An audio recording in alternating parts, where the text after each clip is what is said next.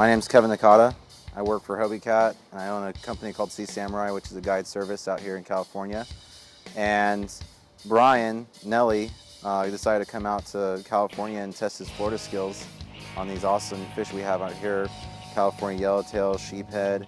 Had a really good trip, and he got to see a lot of techniques that I've used out here for years, and he really just did well. I mean, he did awesome, killed it. So we caught 4 yellowtail on the first day within an hour. It was insane.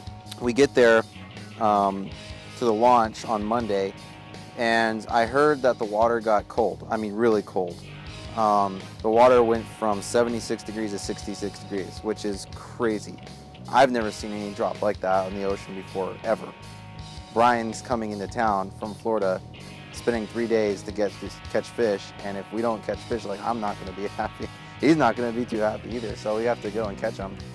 And we get there at the launch, it's beautiful out, the sun is shining brightly, there's no wind at all. There was like ankle slapper waves, beautiful, beautiful day.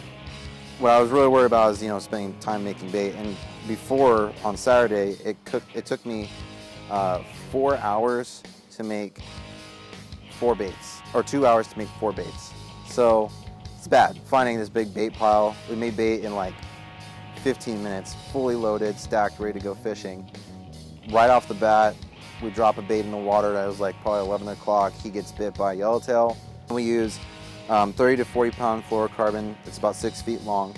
It's a straight braid, which most people in the community, the fishing community, use nowadays, a straight braid. And what we do out here is we troll our live baits, and with no stinger hooks at all in the baits. So it's really important for people that are fishing these baits to this live bait, which ranges from 6 inches to 10 inches, 12 inches.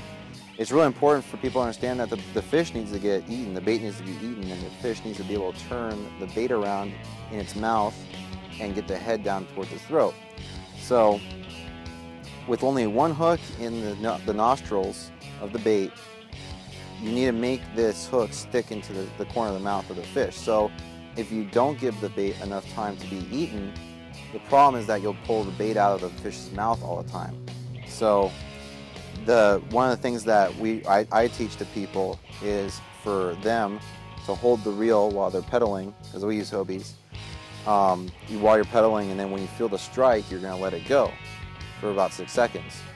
Yellowtail is makes one of those runs that is just so glorious. It's just so full speed, and right off the bat, it's just so the rod was like almost getting yanked out of his arm like right away. And he's like, "Oh, come on!" And after that, a good 5-minute fight, and it was all over with. But that first strike for anyone, I think, is just like, for yellowtail, this is, I don't know about the rest of the world, but like that first time you ever get bit by the target species you're going after is just like so amazing.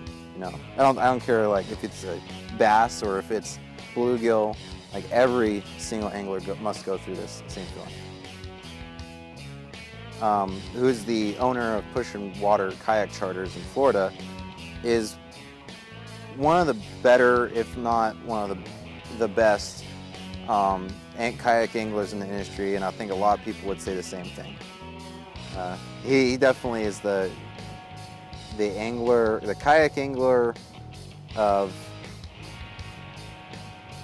the future. In my opinion, that's the way I would put it. The kayak angler of the future.